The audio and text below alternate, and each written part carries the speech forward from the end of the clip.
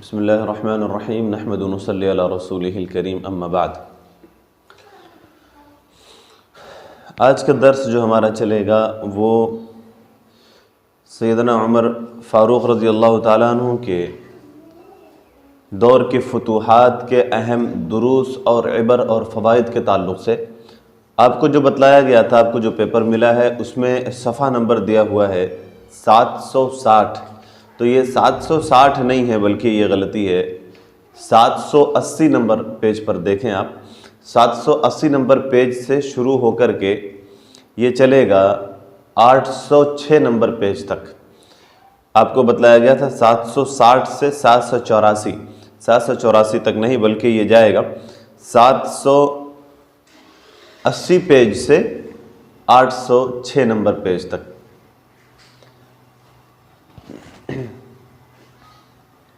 اسلامی فتح کا مزاج بعض نصارہ اور مستشرق مورخین نے خلافت راشدہ کے دور کی اسلامی فتوحات کا چہرہ مسخ کرنے کی کوشش کی ہے۔ ان کا گمان ہے کہ اسلامی فتوحات مذہبی جنگوں کا نتیجہ تھی۔ انہوں نے کہا ہے کہ مسلمان مخصوص مذہبی عقیدے والے لوگ تھے، لیکن انہوں نے اندھے تعصب کا سہارا لیا۔ فتوحات کے لیے مسلمانوں نے اندھے تعصب کا سہارا لیا اور لوگوں کو ظلم اور جبر کے ذریعے سے اپنے مذہبی اصولوں کا پابند بنایا، اس لیے سنگ دلی کا مظاہرہ کیا اور خون کی ندیاں بہائیں، اور وہ ایک ہاتھ میں قرآن اور دوسرے میں تلوار اٹھائے ہوئے ہوتے تھے۔ یہ مستشرقین میں سے بعض نے یہ مسلمانوں کے حوالے سے یہ الزام لگایا۔ اس خیال کو عام کرنے میں سیڈیو، میور اور نیبور جیسے مستشرق مورخین نے خاص طور پر زور دیا۔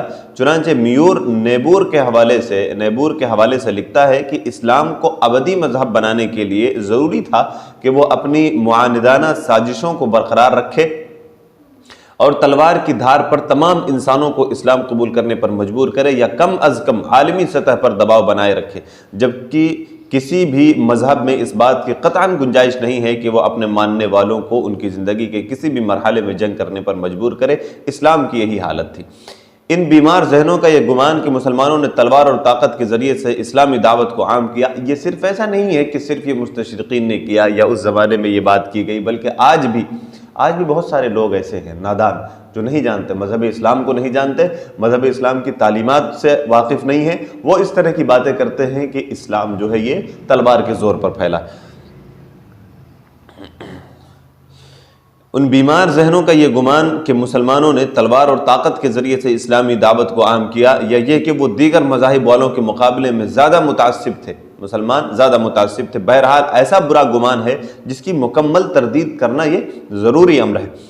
اور انہی مستشرقین میں سے بعض نے اس تہمت کی بھرپور تردید کی ہے۔ ایسا نہیں ہے کہ مسلمانوں ہی نے صرف نہیں، بلکہ انہی میں سے کچھ انصاف پسند کے جو تھے انہوں نے بھی جو ہے اس کی تردید کی ہے اور بتایا ہے، اور اسلامی فتوحات کی خوبیوں اور اس کے بہترین مثالی کردار اور انسانیت نوازی کو خوب سراہا ہے۔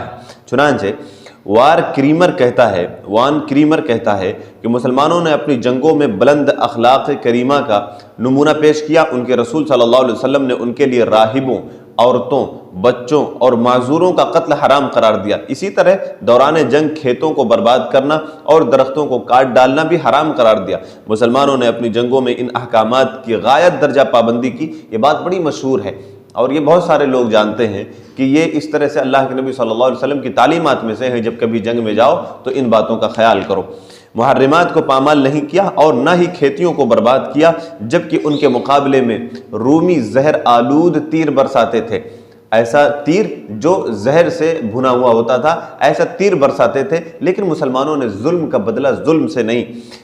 رومی فوجیں پیش قدمی کرتی یا پیچھے پلٹتی تھیں، دونوں حالتوں میں بستیوں کو لوٹتی تھیں۔ رومی فوجیں بستیوں کو لوٹ لیتے تھے۔ آپ کو یاد ہوگا کہ پچھلے دروس میں بات بتلائی گئی تھی کہ جب رستم اپنی فوج لے کر کے بڑھا تو اب اس کے فوجیوں نے ایک بستی، اپنی ہی بستی سے گزرتے ہوئے اس میں اس کے فوجیوں نے لوٹ مار کی، عورتوں کی عصمت دری کی، ان کے ساتھ جو ہے نازیبا حرکتیں کی۔ تو اس پر رستم نے یہ کہا تھا کہ مسلمان یہاں لڑنے کے لیے آئے ہیں، لیکن اس کے باوجود اتنی بری ہوئی حرکت وہ نہیں کر رہے ہیں جتنا کہ تم اپنے ہی لوگوں کے ساتھ کر رہے ہو۔ اور یقین آپ کو یاد ہوگا کہ اس ایک اعرابی کو جو قتل کیا تھا رستم نے، اس کے بارے میں رستم نے یہ کہا تھا کہ وہ اعرابی صحیح کہتا تھا کہ تم مسلمانوں سے لڑنے نہیں جا رہے ہو بلکہ تم اپنے مقدر سے لڑنے جا رہے ہو، اور تمہاری حرکتیں ایسی ہیں کہ تم کو اللہ تعالیٰ ذلیل کر دے۔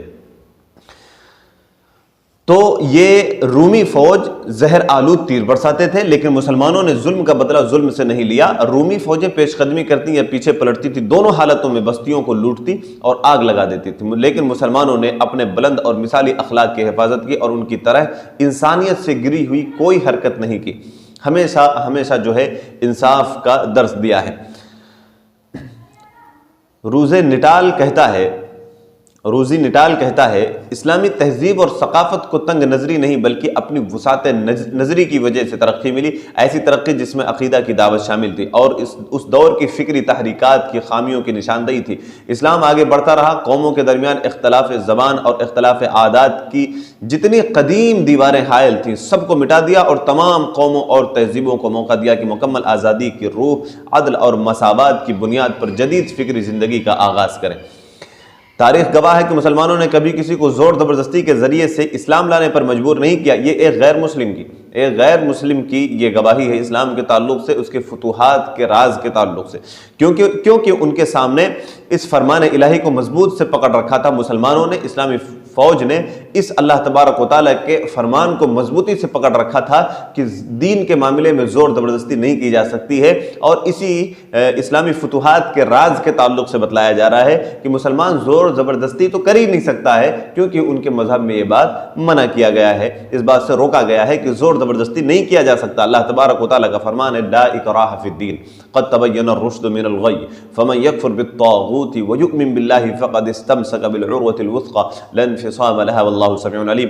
دین میں کوئی زبردستی نہیں ہے، بلا شبہ ہدایت گمراہی سے صاف واضح ہو چکی ہے، پھر جو کوئی باطل معبود کا انکار کرے اور اللہ پر ایمان لائے تو یقیناً اس نے مضبوط کڑے کو تھام لیا جسے کسی صورت ٹوٹنا نہیں ہے، اور اللہ سب کچھ سننے والا اور سب کچھ جاننے والا ہے۔ لوگوں نے اسلام کی خوبیوں کو دیکھا اور اسے ایک عظیم نعمت سمجھ کر کے قبول کیا۔ وہ لوگ مسلمانوں کے اسلامی اخلاق سے متاثر ہوئے، انہیں اپنی زندگی میں اسلامی احکامات کی بجاوری کرتے اور حرام کاموں سے سختی سے پرہیز کرتے ہوئے دیکھا، نیز اپنی آنکھوں سے مشاہدہ کر لیا کہ امیر لشکر اور اس کے ماتحت رہنے والے سبھی مجاہدین جس بات کی دعوت دیتے ہیں اسے عملاً انجام بھی دیتے ہیں، جبکہ مسلمانوں کے خلاف جو لوگ لڑنے آتے تھے ان کے تعلق سے ان کے قوم کے لوگ اس بات کو بخوبی جانتے تھے کہ ان کے جو بڑے ہیں وہ حکم دیتے ہیں عوام کے لیے، صرف یہ بات ہوتی ہے، اس پر خود بجاوری نہیں کرتے، اس پر خود عمل نہیں کرتے۔ اور اس سے بالکل برخلاف مسلمانوں کا معاملہ یہ ہے کہ جب وہ ان کے بڑے بھی اور مجاہدین بھی جس بات کا حکم دیتے ہیں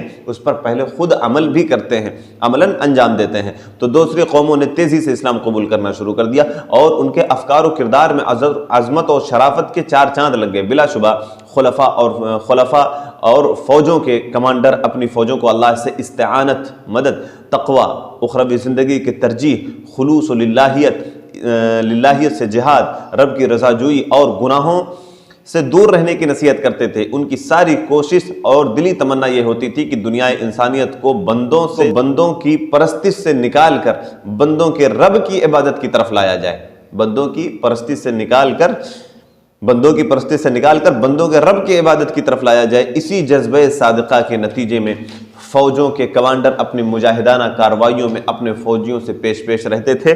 اسی راستے میں ان کی بڑی تعداد اللہ کے راستے میں شہید کر دی گئی، اور جب امن و قرار یا لوٹنے کا وقت ہوتا تھا تو اپنے ماتحت فوجیوں کے ساتھ چلتے تھے۔ کمانڈر مشقتیں اٹھاتے، دکھ درد میں ان کے شریک رہتے اور کمزوروں کی مدد کرتے تھے۔ قائدین لشکر مجاہد ہونے کے ساتھ اول درجے کے مبلغ اور داعی ہوتے تھے، اسلام کے داعی ہوتے تھے۔ انہوں نے جنگ کے اسلامی اصولوں کو پورا برتا۔ سچ بات تو یہ ہے کہ مسلمانوں نے جہاد فی سبیل اللہ کی خاطر لڑائیوں کو مول لیا، وہ محض انتقامی جنگ اور خون ریزی کی داستانیں نہیں تھیں جیسے کہ آج کے دور کے دوسرے ممالک کر رہے ہیں۔ فوجی قائد کے انتخاب کا فاروقی منشور۔ فوجی قائدین کے انتخاب کے لیے عمر فاروق رضی اللہ تعالیٰ عنہ کچھ امتیازی اوصاف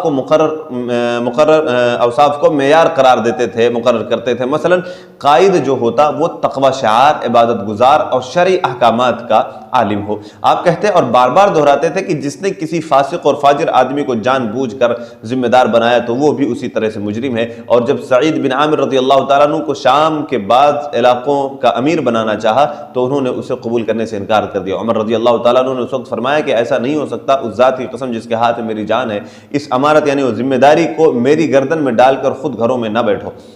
تو یہ پہلا اصول تھا حضرت عمر فاروق رضی اللہ تعالیٰ عنہ کا فوجی قائدین کے انتخاب کے لیے۔ فوجی قائدین کے انتخاب کے لیے کچھ معیار مقرر کیا تھا حضرت عمر فاروق رضی اللہ تعالیٰ عنہ نے، اس میں سے سب سے پہلا یہ ہے کہ قائد جو ہو تقوی شعار ہو، عبادت گزار ہو اور شرعی احکامات کا عالم ہو۔ دوسری بات قائد کے انتخاب کے لیے، دوسری بات قائد متحمل مزاج ہو، جلد باز نہ ہو، متحمل مزاج ہو، جلد باز نہ ہو۔ جب سیدنا عمر رضی اللہ تعالیٰ عنہ نے ابو عبید ثقفی کو ذمہ دار بنایا تو کہا کہ میں سلیط کو صرف اس وجہ سے امارت نہیں سونپ رہا ہوں کہ وہ جنگ کے بارے میں جلد باز واقع ہوئے، اور جب تک جنگ کی کھلی ضرورت نہ ہو، محسوس نہ ہو، تب تک اس میں عجلت کرنا نقصان دہ، جب ضرورت نہ ہو۔ اللہ کی قسم اگر اس میں جلد بازی نہ ہوتی تو انہی کو میں امیر بناتا، لیکن جنگ کے لیے متحمل مزاج لوگ ہی مناسب ہوتے ہیں۔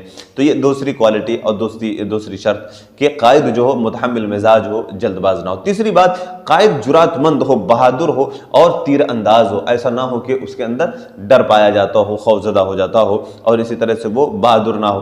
تو قائد جرات مند ہو، بہادر اور تیر انداز بھی ہو۔ معرکہ نہاوند کے موقع پر جب عمر رضی اللہ تعالیٰ عنہ نے لوگوں سے اسلامی لشکر پر جنرل کمانڈر متعین کرنے کے بارے میں مشورہ کیا تو انہوں نے کہا کہ آپ اپنی فوج اور عراق کے باشندوں کے بارے میں زیادہ جانتے ہیں، وہ آپ کے پاس آ چکے ہیں، آپ انہیں دیکھ چکے ہیں اور ان کی گفتار سے آپ واقف ہیں۔ آپ نے فرمایا کہ اللہ کی قسم میں انہیں ایسے آدمی کے سپرد کروں گا جو کل مارکہ کارزار میں سب سے پہلے نیزے کی انی اچھالے گا۔ لوگوں نے دریافت کیا وہ کون ہے اے امیر المومنین؟ آپ نے فرمایا کہ نعمان بن مقرن مزنی۔ لوگوں نے کہا کہ ہاں وہی اس کے مستحق ہے۔ تو یہ تیسری بات تھی کہ قائد جو ہو وہ جرات مند ہو، بہادر ہو اور تیر انداز ہو۔ چوتھی بات قائد دور اندیش ہو، ذہین اور تجربہ کار ہو، تجربہ کار بھی ہو، ذہین بھی ہو اور دور اندیشی سے کام لیتا ہو، دور اندیش۔ سیدنا عمر رضی اللہ تعالیٰ عنہ کا کہنا تھا کہ تمہارے لیے مجھ پر یہ فرض عائد ہوتا ہے کہ تمہیں ہلاکت میں نہ ڈالوں اور نہ تمہیں تمہاری سرحدوں سے روکوں۔ مارکہ اجنادین میں جس وقت عمر بن عاص رضی اللہ تعالیٰ عنہ اپنی فوج لے کر کے پہنچے، اس وقت ارطبون رومیوں کی قیادت کر رہا تھا۔ وہ ان میں سب سے بڑا اور دور اندیش، سخت جنگجو، خطرناک اور پہلوان مانا جاتا تھا۔ عمر بن عاص رضی اللہ تعالیٰ عنہ نے وہاں پہنچ کر ایلیا اور رملہ کے علاقے میں اپنی فوجیں پھیلا دی اور عمر رضی اللہ تعالیٰ عنہ کو صورتحال کی خبر لکھ بھیجی۔ اس وقت عمر فاروق رضی اللہ تعالیٰ عنہ کی طرف سے جو خط آیا تھا اس میں آپ نے لکھا تھا کہ میں نے روم کے ارطبون سے عرب کے ارطبون کو ٹکرا دیا ہے، اب دیکھو کہ آگے کیا ہوتا ہے۔ اور جب عمر فاروق رضی اللہ تعالیٰ عنہ نے ارطبون اور اس کے لشکر کے بارے میں معلومات اکٹھی کرنے کا ارادہ کیا تاکہ اس کے مقابلے اور اس پر فتح پانے کے لیے کوئی حکمت عملی تیار کی جا سکے، تو ارطبون نے اپنے لشکر کے ساتھ جہاں پڑاؤ ڈالا تھا آپ اس میں نہایت ہوشیاری سے داخل ہو گئے اور وہاں سے نکلتے وقت بہت قریب تھا کہ قتل کر دیے جاتے، لیکن اللہ نے آپ کو بچا لیا اور عمر بن عاص رضی اللہ تعالیٰ عنہ روم کے ارطبون کو دھوکہ دینے میں کامیاب ہو گئے۔ اور جب عمر رضی اللہ تعالیٰ عنہ کو اس وقت کے اس واقعے کی خبر ملی تو کہنے لگے کہ عمر اس پر غالب آ گئے، اللہ عمر کے ساتھ ہے۔ تو یہ چوتھی کوالٹی تھی کہ قائد دور اندیش ہو اور ذہین، اسی طرح سے تجربے کار بھی ہو۔ پانچویں بات یہ ہے کہ قائد ہوشیار اور ماہر ہو، اسے جنگی بصیرت حاصل ہو۔ قائد ہوشیار اور ماہر ہو، اسے جنگی بصیرت حاصل ہو۔ المغنی کے مؤلف ابن قدامہ حنبلی رحمۃ اللہ علیہ امیر جنگ کے صفات پر بحث کرتے ہوئے فرماتے ہیں کہ امیر جنگ یعنی کہ کمانڈر کو بہتر سوجھ بوجھ اور جنگی بصیرت والا، عقل مند، طاقتور اور دشمن کی چالوں سے واقف ہونا یہ ضروری ہے، نیز یہ کہ اسے امانت دار، نرم دل اور مسلمانوں کا خیر خواہ بھی ہونا چاہیے۔ اسی وجہ سے عمر رضی اللہ تعالیٰ عنہ نے لوگوں سے مشورہ لینے کے بعد سعد بن ابی وقاص رضی اللہ تعالیٰ عنہ کو محاذ عراق کا امیر متعین کیا۔ یہ پانچویں صفت تھی۔ چھٹی بات یہ ہے کہ جذبہ عمل کا اعتبار۔ حکومت فاروقی کے لائحہ عمل میں یہ بات شامل تھی کہ آپ کسی آدمی کو کسی ایسے عمل کے ذمہ دار نہیں بناتے تھے جس پر وہ قانع نہ ہو، جس پر وہ خود قانع نہ ہو، وہ اور اس کی طرف اس کا طبعی میلان بھی نہ ہو۔ اس کے طبیعی میلان بھی ہونا چاہیے، وہ اس کا خواہش مند بھی اس طرح سے ہونا چاہیے کہ اس پر وہ پوری طرح سے عمل کرنے والا۔ چھٹی بات یہ ہے کہ جذبہ عمل کا اعتبار۔ حکومت فاروقی کے لائحہ عمل میں یہ بات شامل تھی کہ آپ کسی آدمی کو کسی ایسے عمل کے ذمہ دار نہیں بناتے تھے جس پر وہ قانع نہ ہو اور اس کی طرف اس کا طبعی میلان نہ ہو، طبعی میلان ہونا چاہیے۔ اس کے خلاف آ کر کے کہیں آپ کا کوئی عمل ملتا، اگر کہیں آپ کا کوئی عمل ملتا تو وہ بدرجہ مجبوری ہے۔ ایسا آپ اس لیے کرتے تھے تاکہ وہ کام بہتر اور مستحکم طریقے سے انجام پائے۔ چنانچہ ایک مرتبہ آپ نے لوگوں کو رغبت دلائی اور محاذ عراق پر فارسیوں سے جنگ کرنے کے لیے انہیں ابھارا، لیکن کوئی تیار نہ ہوا۔ دوسرے دن پھر انہیں ابھارا، لیکن آج بھی کوئی نہ کھڑا ہوا۔ پھر تیسرے دن بھی انہیں جوش دلایا۔ اس طرح 3 دن گزر گئے لیکن کوئی کھڑا نہ ہوا۔ جب چوتھے دن آپ نے رغبت دلائی اور لوگوں کو ابھارا تو سب سے پہلے ابو عبید بن مسعود ثقفی رحمۃ اللہ علیہ آگے آئے اور یکے بعد دیگرے دوسرے لوگ بھی تیار ہوئے۔ آپ نے ابو عبید کو اس وقت محاذ عراق پر جانے والے سارے لوگوں کا امیر بنا دیا۔ وہ صحابی نہیں تھے لیکن اس مرتبے کے اہل ضرور تھے۔ لوگوں نے عمر رضی اللہ تعالیٰ عنہ سے کہا، امیر المومنین آپ نے ہم پر کسی صحابی کو امیر کیوں نہیں بنایا؟ آپ نے کسی صحابی کو ہمارے اوپر امیر کیوں نہیں بنایا؟ آپ نے جواب دیا کہ میں نے اسی کو امیر بنایا ہے جس نے سب سے پہلے میری دعوت پر لبیک کہا۔ یہ تمام قائدانہ اوصاف سعد بن ابی وقاص، ابو عبیدہ بن جراح اور عمرو بن عاص رضی اللہ تعالیٰ عنہم جیسے سبھی قائدین میں موجود تھے۔ سیدنا عمر رضی اللہ تعالیٰ عنہ کے خطوط میں اللہ تعالیٰ قائدین لشکر اور فوجیوں کے حقوق کا ذکر اکثر خطوط کے ہم نے تذکرے کیے ہیں پچھلے دروس کے اندر۔ حضرت عمر فاروق رضی اللہ تعالیٰ عنہ بار بار خطوط کے ذریعے سے حضرت عمرو بن عاص رضی اللہ تعالیٰ عنہ کو نصیحتیں کرتے ہیں، سمجھاتے ہیں فوجیوں کے تعلق سے، خود ان کے تعلق سے، اور اسی طرح سے اللہ تبارک و تعالیٰ کے حقوق کے تعلق سے۔ ہمیشہ ان کے خطوط کے اندر نصیحتیں موجود ہوتی ہیں۔ انہی نصیحتوں اور انہی خطوط میں جو اللہ تعالیٰ کے اور اسی طرح سے قائدین لشکر اور فوجیوں کے حقوق کا جو تذکرہ ہے اس کو ہم بیان کرتے ہیں۔ سب سے پہلے اللہ تبارک و تعالیٰ کے حقوق کیا ہیں اس کے مناسبت سے عمر فاروق رضی اللہ تعالیٰ عنہ اپنے قائدین اور لشکر کو اپنے خطوط اور نصائح میں حقوق اللہ کے التزام کی اہمیت کی طرف توجہ دلاتے تھے۔ ان حقوق میں اہم ترین یہ ہے، پہلی بات یہ ہے کہ دشمن کے مقابلے میں صبر اور ثبات کا مظاہرہ کرنا۔ جب کبھی کسی نقصان کا سامنا پڑ جائے یا کبھی دشمن غالب آتا ہوا نظر آئے، ہر حالت میں کسی طرح کا بھی معاملہ ہو صبر کا دامن نہیں چھوڑنا ہے۔ یہ سب سے پہلی بات۔ یا ایھا الذین آمنوا اصبروا وصابروا ورابطوا واتقوا اللہ لعلکم تفلحون۔ اے ایمان والو تم ثابت قدم رہو اور ایک دوسرے کو تھامے رکھو اور جہاد کے لیے تیار رہو تاکہ تم مراد کو پہنچ سکو۔ دوسری بات، جنگ کا مقصد مذہب اسلام کی نصرت اور سربلندی۔ جنگ کا مقصد مذہب اسلام کی نصرت، مدد اور سربلندی یہ ہونا چاہیے۔ سیدنا عمر رضی اللہ تعالیٰ عنہ نے اس فرمان نبوی کو اچھی طرح سے سمجھا اور اس کا حق ادا کیا۔ رسول اللہ صلی اللہ علیہ وسلم کا ارشاد گرامی ہے کہ من قاتل لتکون لکلمۃ اللہ ہی العلیٰ فہو فی سبیل اللہ۔ یہ بخاری شریف کی روایت ہے کہ جس نے اللہ کے کلمے یعنی کہ مذہب اسلام کی سربلندی کے لیے لڑائی کی وہ اللہ کی راہ میں جہاد کرنے والا ہے۔ تو دوسری بات یہ تھی کہ جنگ کا مقصد جو ہے مذہب اسلام کی نصرت اور سربلندی۔ تیسری بات، امانت داری برتنا۔ وما كان لنبي ان يغل ومن يغل يأتي بما غل يوم القيامة ثم توفى كل نفس ما كسبت وهم لا يظلمون۔ اور کسی نبی کے لیے کبھی ممکن نہیں کہ وہ خیانت کرے، اور جو خیانت کرے گا قیامت کے دن لے کر کے آئے گا جو کچھ اس نے خیانت کیا۔ پھر ہر شخص کو پورا دیا جائے گا جو اس نے کمایا ہے، اس پر ظلم نہیں کیا جائے گا۔ تو یہ تیسری بات رہی۔ چوتھی بات یہ ہے دین الہی کو تائید میں غیر جانبداری۔ دین الہی کی تائید میں غیر جانبداری، دین الہی کی تائید اور حق کے لیے غیر جانبداری سے متعلق عمر رضی اللہ تعالیٰ عنہ کا فرمان ہے کہ جس نے صرف ذاتی محبت یا قرابت داری کی بنیاد پر کسی کو کوئی منصب دیا اس نے اللہ اور اس کے رسول کی خیانت کی، اور جس نے کسی فاجر آدمی کو جان بوجھ کر ذمہ دار بنایا تو وہ اسی طرح سے ہے، یعنی وہ بھی گنہگار ہے۔ تو یہ چوتھی بات رہی۔ قائد، اب یہ 4 باتیں ہو گئیں اللہ تبارک و تعالیٰ کے حقوق کے تعلق سے۔ اب قائد کے حقوق کے تعلق سے کہ قائد کے کیا حقوق ہیں، سیدنا عمر رضی اللہ تعالیٰ عنہ اپنے خطوط، نصائح اور رہنمائیوں میں اسلامی فوج کے قائد کے کچھ حقوق بیان کیے ہیں۔ ان میں سے چند ایک یہ ہیں پہلی بات یہ ہے کہ امیر کی اطاعت ہر حال میں ضروری ہے، ہاں معصیت کے علاوہ، گناہ کے علاوہ۔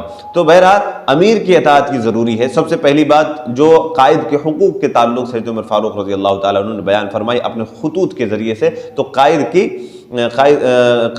حقوق کے تعلق سے امیر کی اطاعت۔ دوسری بات، تمام تر معاملات کو امیر کے فیصلے پر چھوڑ دینا، تمام تر معاملات کو امیر کے فیصلے، امیر نے جو فیصلہ کر دیا بس چوں چرا ختم، اس نے جو کہہ دیا پھر اسی کی بات جو ہے مانی جائے اور اسی کے فیصلے کو اٹل مانا جائے اور اسی کے فیصلے پر چھوڑ دیا جائے۔ تیسری بات یہ ہے کہ امیر کے حکم کی فرما برداری کرنے میں جلدی کرنا، امیر نے حکم دے دیا تو اس کے بعد پھر ٹال مٹول نہ کیا جائے، امیر نے جو حکم دے دیا پھر اس کے بجاوری میں، اس کے کرنے میں پھر جلدی کی جائے، یہ تیسری بات ہو گئی۔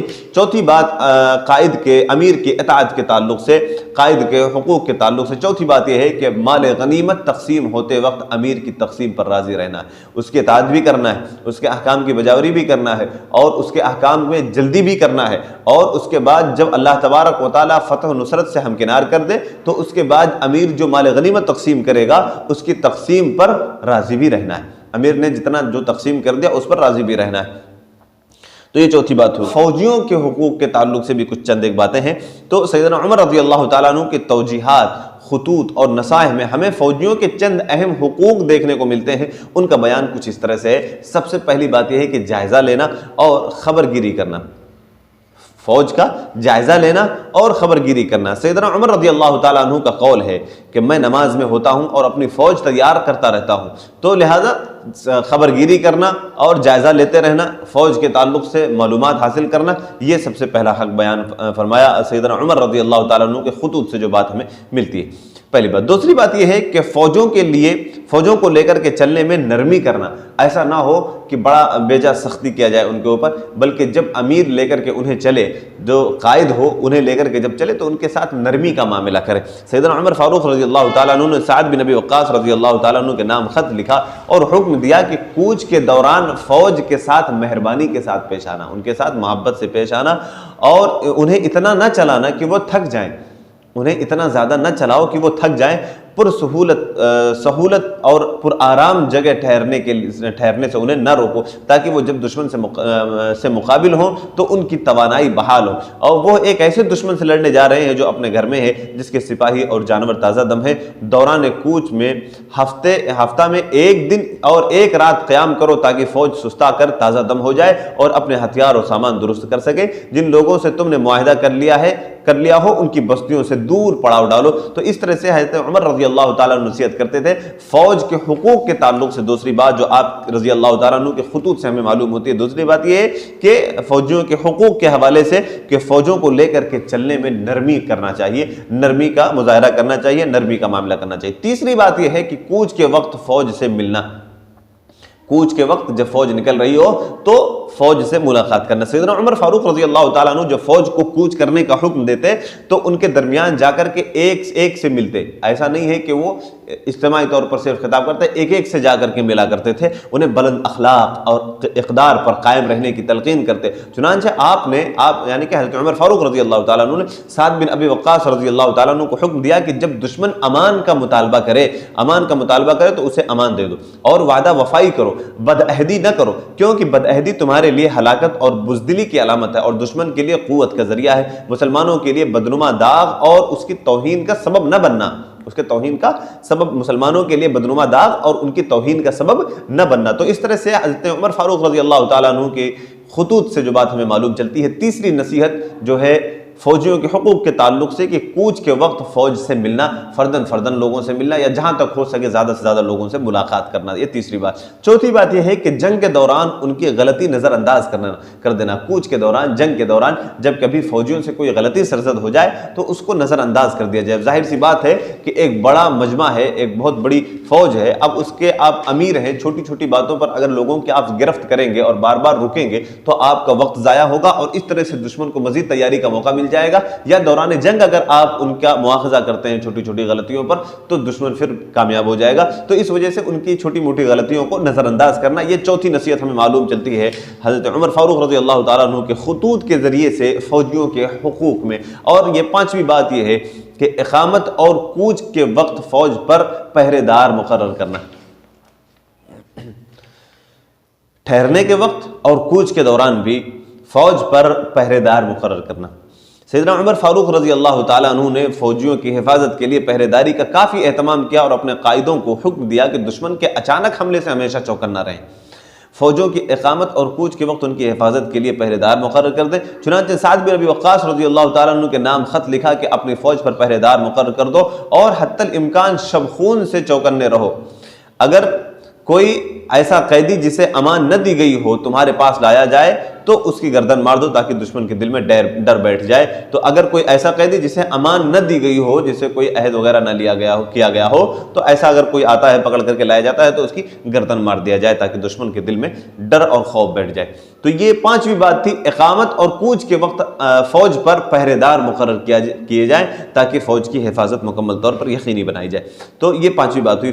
فوج کے تعلق سے چھٹا حق یہ ہے کہ فوج اتارنے کے لیے مناسب جگہ کا انتخاب کیا جائے۔ مناسب جگہ ہر اعتبار سے، فوجیوں کے اعتبار سے بھی اور ان کے جانوروں کے حساب سے، ان کے سواریوں کے حساب سے بھی وہ مناسب جگہ ہو، ایسے مناسب جگہ کا انتخاب کیا جائے۔ اور ساتویں بات یہ ہے کہ فوج کے لیے سامان رسد اور گھوڑے کے لیے چارے کا انتظام کیا جائے، ایسے مقام پر ٹھہرا جائے، ایسی جگہ پر رکا جائے جہاں پر چراگاہ وغیرہ ہو، چرنے کے لیے گھاس وغیرہ ہو، اچھی ٹھیک ٹھاک جگہ ہو۔ تو فوج کے لیے سامان رسد اور فوج کے لیے سامان رسد وغیرہ کا بھی انتظام ہو اور گھوڑے کے لیے چارے کا انتظام ہو، تو ایسی جگہوں کا خیال کرنا چاہیے۔ تو یہ ساتواں حق تھا۔ آٹھواں حق یہ ہے کہ فوجوں کو جنگ پر ابھارنا، فوجیوں کو جنگ پر ابھارنا۔ اب ظاہر سی بات ہے کہ اگر لڑنے کے معاملے میں اگر پست ہمتی ہوگی یا جذبہ نہیں ہوگا تو اس کا خمیازہ بھگتنا ہوگا اور نقصان اٹھانا پڑے گا۔ تو یہ فوجیوں کا حق یہ ہے کہ انہیں جنگ پر ابھارا جائے۔ عمر فاروق رضی اللہ تعالیٰ عنہ نے فوجوں کو ابھارنے پر، جہاد پر ابھارنے کے لیے یہ خط لکھا کہ بسم اللہ الرحمن الرحیم، اللہ کے بندے عمر ابن خطاب امیر المومنین کی طرف سے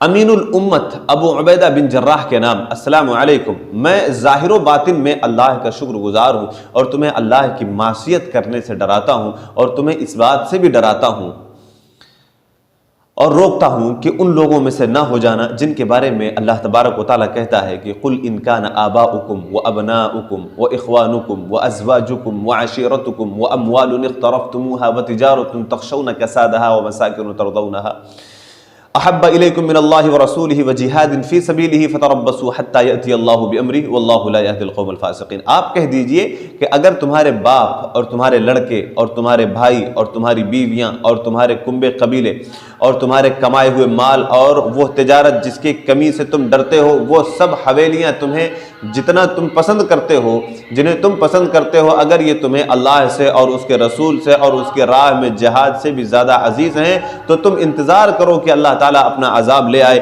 اللہ تعالیٰ فاسقوں کو ہدایت نہیں دیتا۔ تو یہ فوجیوں کو جنگ پر ابھارنے کے حوالے سے تو یہ خط چل رہا ہے حضرت عمر فاروق رضی اللہ تعالیٰ عنہ کا۔ آخر میں اللہ کی رحمت نازل ہو خاتم النبیین اور امام المرسلین پر اور ہر قسم کی تعریف بس اللہ رب العالمین ہی کے لیے ہے۔ یہ تھا سیدنا عمر فاروق رضی اللہ تعالیٰ عنہ کا خط فوجیوں کو جنگ پر ابھارنے کے تعلق سے۔ یہ ابو عبیدہ بن جراح رضی اللہ تعالیٰ عنہ کے نام آپ نے خط لکھا تھا، تو وہ یہ خط تھا۔ جب یہ خط ابو عبیدہ کے پاس پہنچا تو آپ نے پڑھ کر کے سب کو سنایا، لوگوں کو سمجھایا کہ اس خط کے ذریعے سے امیر المومنین ہمیں جہاد پر ابھار رہے ہیں، ہمیں جہاد پر آمادہ کر رہے ہیں۔ ان کی دلی تمنا ہے اور حکم بھی ہے کہ ہم فضائل اعمال کو لازم پکڑیں اور معصیتوں کے ارتکاب سے منع کر رہے اور نفرت دلا رہے ہیں۔ اتنا ہی نہیں بلکہ امرائے اعشار کی ذمہ داریوں میں یہ بات شامل تھی کہ وہ اپنے ماتحتوں کو جنگ پر ابھاریں۔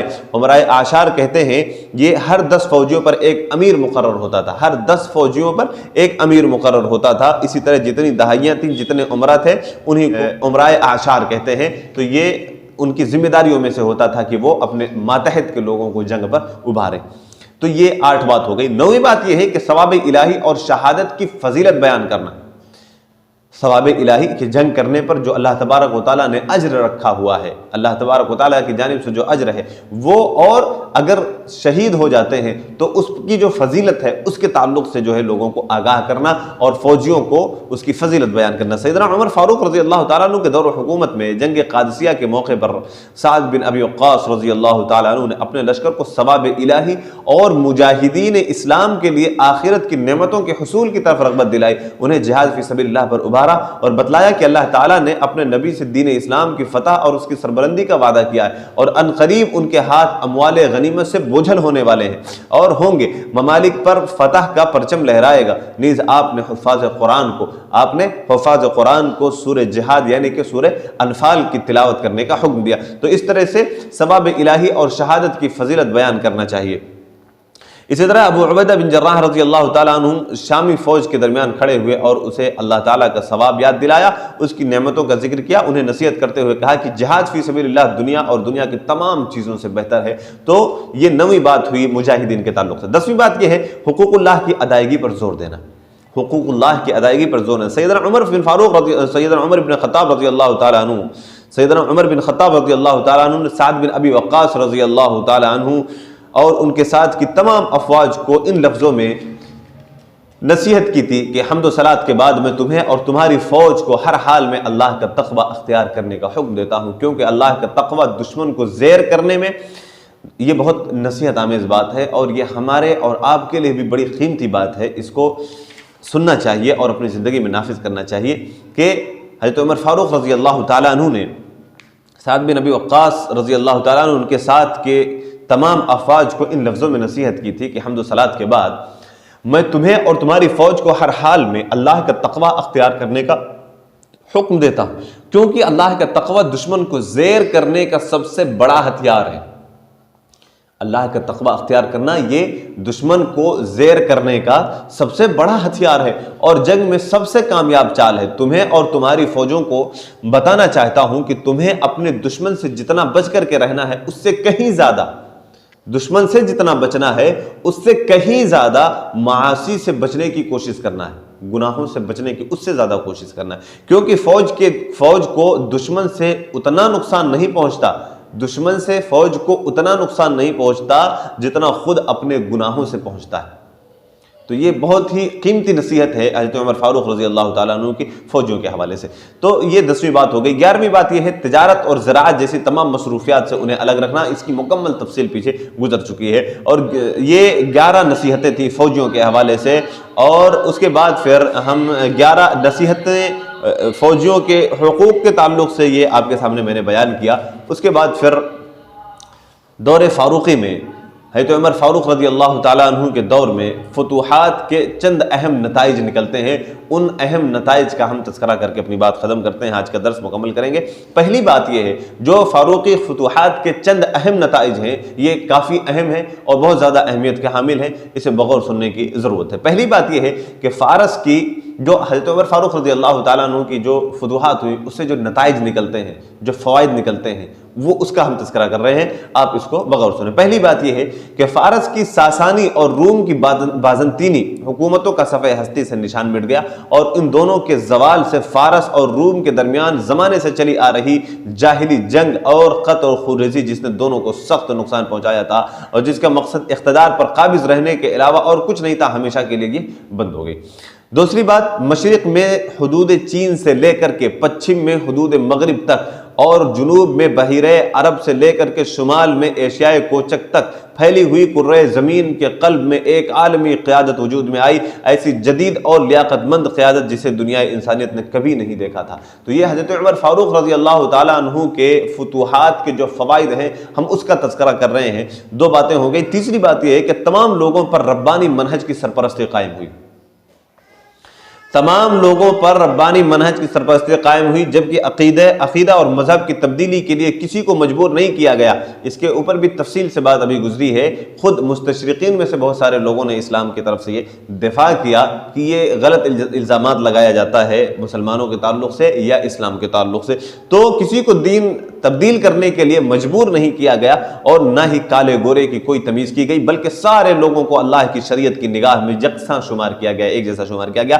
صرف تقوی معیار برتری قرار دیا گیا کہ کوئی اگر بڑا ہے باعزت ہے تو وہ تقوی کی بنیاد پر ہے، اور لوگوں نے شریعت الہی کو اپنی زندگی میں نافذ کر کے امن و راحت، غلبہ اور اقتدار، روزی میں وسعت اور زندگی میں خیر و برکت محسوس کی۔ اور چوتھی بات یہ ہے کہ پوری دنیائی انسانیت میں ایک امتیازی شان کے ساتھ امت مسلمہ کا ظہور ہوا، یعنی توحید اور اسلامی شریعت نے سب کو ایک پلیٹ فارم پر لا کر کے اکٹھا کر دیا۔ رنگ پرستی، نسل پرستی، وطنیت پرستی جیسے غلامی کے بیڑیوں سے لوگوں کو آزاد کرایا۔ اس سے پہلے لوگ انہی طرح کی بیڑیوں میں جکڑے ہوئے تھے۔ ہر رنگ و نسل کے لوگ قائد بنے اور امت محمدیہ کی نگاہ میں ان کا اونچا مقام اور مرتبہ رہا۔ عصبیت اور تفریق کی بنیاد پر نہ کبھی ان پر انگلی اٹھائی گئی اور نہ ہی ان کا مرتبہ کم ہوا۔ چنانچہ اخلاص اور عدل و مساوات کا یہی جذبہ تھا کہ وہ اپنے مقابل کے فوجوں سے کہا کرتے تھے کہ اگر تم نے ہمارا دین قبول کر لیا تو ہم تم میں اللہ کی کتاب قرآن مجید چھوڑ کر کے چلے جائیں گے، اور جب تک تم ان کے احکامات کے مطابق یعنی کہ قرآن مجید کے احکام کے مطابق عمل کرتے رہو گے تمہیں اپنے سارے معاملات میں اختیار ہوگا، تمہیں تمہارا ملک دے کر کے ہم واپس چلے جائیں گے اگر تم اسلام قبول کرتے۔ یعنی کہ مسلمان جب کہیں پر جاتے مقابل فوج سے یہ پیغام مقابل فوج کو دیتے تھے کہ اگر تم اسلام قبول کرتے ہو تو ہم اپنے پاس لائی ہوئی یہ کتاب یعنی کہ قرآن مجید تمہارے پاس رکھ کر کے چلے جائیں گے، یعنی اور جب تک تم ان احکامات پر عمل کرتے رہو گے ہم تمہارا مال تمہارا ملک جو ہے تمہیں دے کر کے ہم واپس چلے جائیں گے۔ اور پانچویں بات جو ہمیں پتہ چلتی ہے حضرت عمر فاروق رضی اللہ تعالیٰ عنہ کے فتوحات سے جو فوائد اور نتائج جو نکلتے ہیں اس میں سے پانچویں بات یہ ہے کہ کامل، متوازن اور نظم و نسق سے بھرپور ربانی تہذیب کو دنیا میں نمایاں حیثیت ملی حضرت عمر فاروق رضی اللہ تعالیٰ عنہ کے فتوحات کے بعد۔ ایسی تہذیب جس نے شریعت ربانی کو اولیت دیتے ہوئے تمام قوموں اور امتوں کے جذبات اور احساسات کو اپنے دامن میں سمیٹ لیا، نظام الہی اور شرعی احکام کی پابندی کے شرط پر بلا امتیاز رنگ و نسل دنیا کے تمام انسانوں کو اپنی رکنیت میں جگہ دی۔ اسی طرح عمر فاروق رضی اللہ تعالیٰ عنہ انسانی تہذیب کے کارواں کے مثالی قائد بن کر کے دنیا کے سامنے آئے۔ آپ کی یہ قیادت ہمارے سامنے ایک ایسے انسان کے درخشندہ کارناموں کی تصویر کشی کرتی ہے جو قوی تھا، بہادر، مومن تھا اور اسلامی شریعت کا عالم تھا، جس نے اللہ کی شریعت کو تقویت دینے، اس کے دین کو غالب کرنے، انسانوں کو تاریکیوں سے روشنی کی طرف لانے، انہیں دولت اور انسانوں کی پرستی سے نکال کر لوگوں کو دولت و انسانوں کی پرستی سے نکال کر اللہ کی عبادت کی طرف بلانے، انسانیت کی خدمت کرنے اور اعلاء کلمت اللہ کی خاطر اپنی حکومت، فوج، رعایا، تجربات اور تمام تر وسائل اور اسباب کو میدان عمل میں جھونک دیا حضرت عمر فاروق رضی اللہ تعالیٰ، اور اس فرمان الہی کی دنیا میں سچی تصویر قائم کی کہ الذین ان مکناہم فی الارض اقاموا الصلاۃ وآتوا الزکاۃ وامروا بالمعروف ونہوا عن المنکر وللہ عاقبۃ الامور، کہ وہ لوگ کہ اگر ہم انہیں زمین میں اقتدار بخشیں تو وہ نماز قائم کریں گے اور زکوٰۃ دیں گے اور اچھے کام کا حکم دیں گے اور برے کام سے روکیں گے، اور تمام کاموں کا انجام اللہ ہی کے قبضے میں ہے۔ اسلامی فتوحات نے دین اسلام کے سائے میں ایک اعلیٰ انسانی تہذیب کو جنم دیا، وہ تہذیب جسے ہم تہذیب ربانی کہتے ہیں۔ تہذیب ربانی کی تعریف کر رہے ہیں کہ تہذیب ربانی کسے کہتے ہیں، اور اس کی تعریف ہم یوں کر سکتے ہیں کہ زندگی، کائنات اور انسان کے بارے میں اسلامی نظریے کو سامنے رکھ کر ہر دور میں روئے زمین پر اللہ کی حکومت باقی رکھنے کے لیے تمام تر انسانی سرگرمیوں کو ایک کے ماتحت متحرک بنانے کا نام ربانی تہذیب ہے۔ تو لہذا ہمیں آج کے درس میں حضرت عمر فاروق رضی اللہ تعالیٰ عنہ کے فتوحات کے اہم دروس اور عبر اور فوائد کے بارے میں بہت ساری معلومات ہوئی۔ ہم آج کے درس یہیں سے ختم کرتے ہیں۔ اللہ تبارک و تعالیٰ سے دعا ہے کہ اللہ تبارک و تعالیٰ اچھی باتوں پر ہمیں عمل پیرا ہونے کی اور نصیحتوں پر عمل پیرا ہونے کی توفیق عنایت فرمائے۔ آمین۔ وآخر دعوانا الحمدللہ رب العالمین، والسلام علیکم ورحمۃ اللہ وبرکاتہ۔